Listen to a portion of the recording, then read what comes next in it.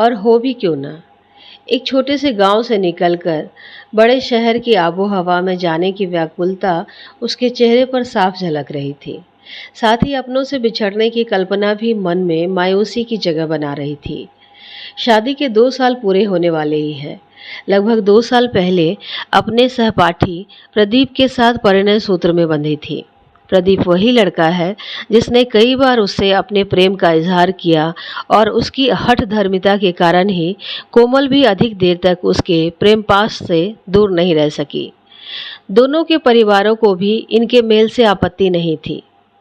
उनकी रजामंदी से ही कोमल और प्रदीप शादी के बंधन में बंध गए। शादी के बाद दोनों बहुत खुश थे। प्रदीप के माता पिता भी बहुत अच्छे थे। वो कोमल को बहू नहीं बेटी समझते थे। इसलिए कोमल जल्दी ही ससुराल में रच बस गई।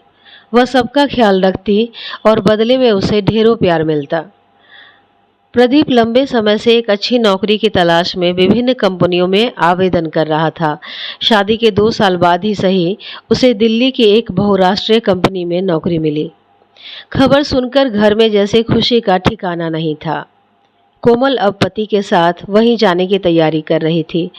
अंत में वो पल भी आया जब अश्रुपूरित आंखों से अपनों से विदा लिया। अपने और सबके ख्याल के वादे के साथ गोरखपुर से दिल्ली की ट्रेन पकड़ी। पति प्रदीप के साथ पहली बार कहीं बाहर सफर कर रही हूँ, ये सोचकर कोमल बहुत रोमांचित थी। तिरछी नजरों से प्रदीप की ओर देखा तो आप ही शर्मा गई। प्रदीप एकटक उसे ही निहार रहा था।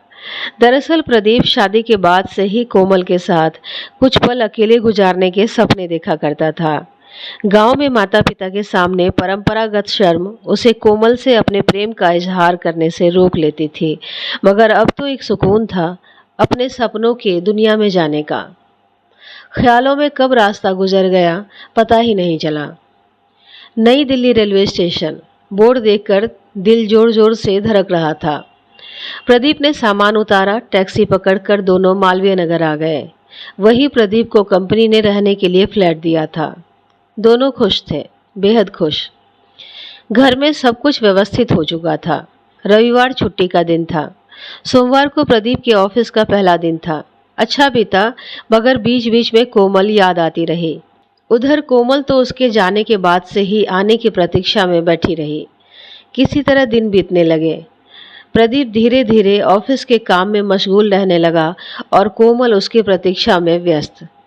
कभी कभी प्रदीप के ऑफिस से उसके सहकर्मी भी घर आते। उनमें कुछ पुरुष तो कुछ महिलाएं भी होती।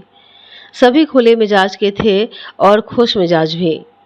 उनके जाने के बाद प्रदीप और कोमल उनकी बातें कर कब नींद की आगोश में चले जाते कुछ पता नहीं चलता।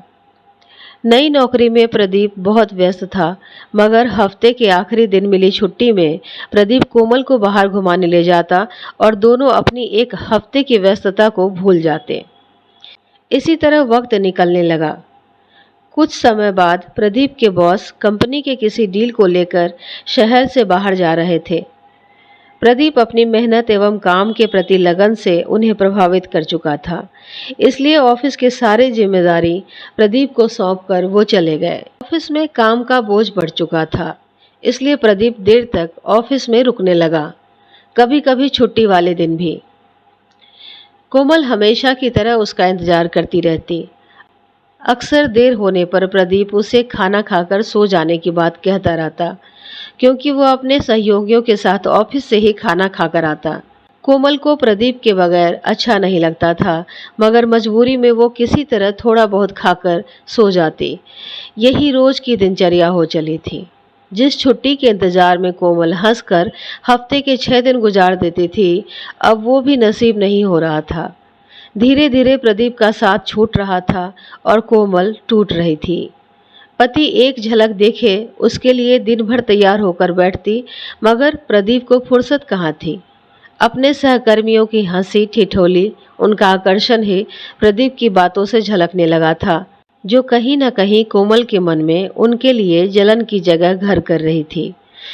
वह उदास रहने लगी, मगर प्रदीप को इसकी परवाह कहाँ थी। कोमल के मन में कई सवाल थे। क्या इसी के लिए वह पति के साथ यहाँ आई थी? क्या बड़े शहर की आबो-हवा में उसका पति कहीं गुम हो गया?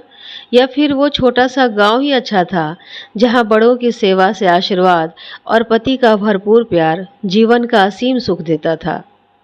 ये वो मौन सवाल थे, जिनके जवाब देने की फुर्सत प्रदीप के पास नहीं थी।